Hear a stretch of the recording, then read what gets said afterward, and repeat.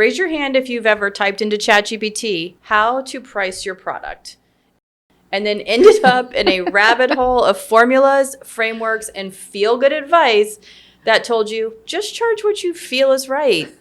Yeah, that advice works if your business is a hobby, which we talked about.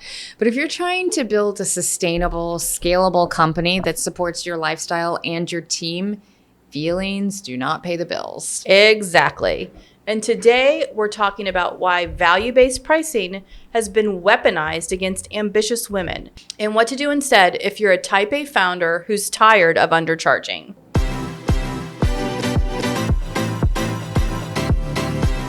So let's start with what value-based pricing actually means. In theory, it's about pricing your offer based on the transformation or outcome it creates, not just your hours or cost of goods. So, for example, if you're a business coach and you could help somebody make an extra $100,000, you could argue your service is worth $10,000 or even more than that. The idea is price based on your results. But here's the problem. That only works if your market fully understands the value and if you're confident enough to communicate it.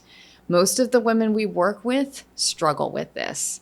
They're amazing at delivering value, but they downplay it because they're afraid of overcharging. Or they're in a market that doesn't buy based on long-term ROI. You can't tell a mom looking for a kid's Bible study, well, this is worth $300 because it changes your child's heart forever. That's just weird. Exactly. Pricing is psychological, not just logical. And when your price is too low, you actually repel the right customers and attract some of the wrong ones. But the right customers assume that it's low quality or they don't take it seriously. So let's break down 3 smarter ways to think about pricing and how to test them in your own business. So strategy 1 is tiered pricing.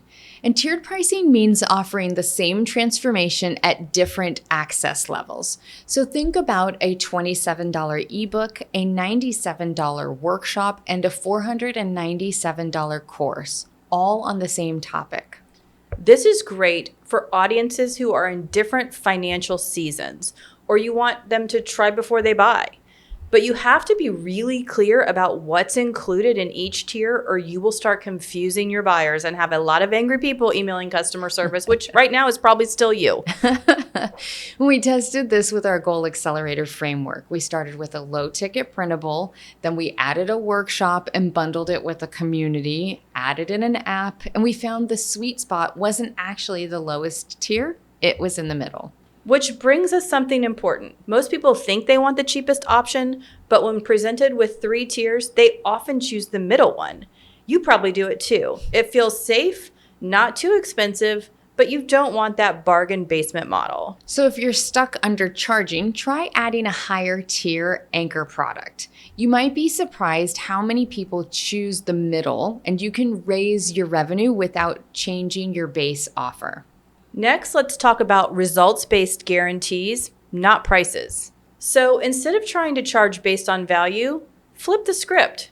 Keep your price reasonable, but back it with a powerful guarantee. So we tested this with our email strategy course. Rather than raising the price, we added a bold guarantee. If you didn't grow your list by at least 500 subscribers, we'd coach you until you did. What this guarantee did was give our buyers confidence. This wasn't about, I hope it's worth it. It was, they stand behind their results. This works especially well if you're nervous about raising your rates. Instead of adjusting the price, add a results guarantee or a risk reversal element. Make it easier for people to say yes. Just make sure if you're doing this, you have the operational capacity to honor it. If you say you'll coach them until they succeed, you better follow through. Integrity matters more than clever copy. Like 100x more than clever copy. So let's talk about urgency. You've probably heard raise your prices every X number of clients, but we've seen more success using time-based urgency. This could mean offering a $297 program until Friday, Then it goes up to $397. Or you offer a limited enrollment window so people know there's a deadline. Deadlines drive decisions. When we launched our 90-day goal accelerator, we offered founding member pricing for 3 days, and that was it. It was full price after that, no exceptions. What that can do is double your conversions and filter in people who are ready to take action now, which, by the way, are usually your best clients. And if you're nervous about seeming too salesy, be transparent. Tell people why the prices are going up. We're adding new features. Early adopters get rewarded. After that, it reflects full value. Honesty builds trust and urgency builds revenue. You need both. So let's take a minute to name the real reasons most women undercharge. It's fear of judgment. Who does she think she is? Guilt. What if people can't afford it? And perfectionism. It's not ready yet, and I can't charge that much. Lack of clarity. I don't know what this is worth. Does this sound familiar? If it does, you're not alone. When I launched my first course, it wasn't even finished. We only had 2 of the 15 modules done. When we've been coaching founders to get through these mindset blocks, 9 out of 10 times, the issue isn't pricing at all. It's just confidence. And the irony is that undercharging doesn't make people respect you more. It makes them question your value. If you want pricing to reflect your impact, you need 2 things: a structure that makes sense and a strategy that you believe in. We've thrown a lot at you. Here's your simple assignment for this week. Number 1, audit your current pricing. Where are you undercharging? Because we know you are. Number 2, choose one of the 3 pricing strategies that we shared today.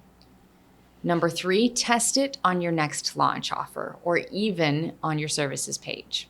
And here's a bonus tip for you. Talk to your community. Ask them what they want more of and price it accordingly. When people feel seen and supported, they buy.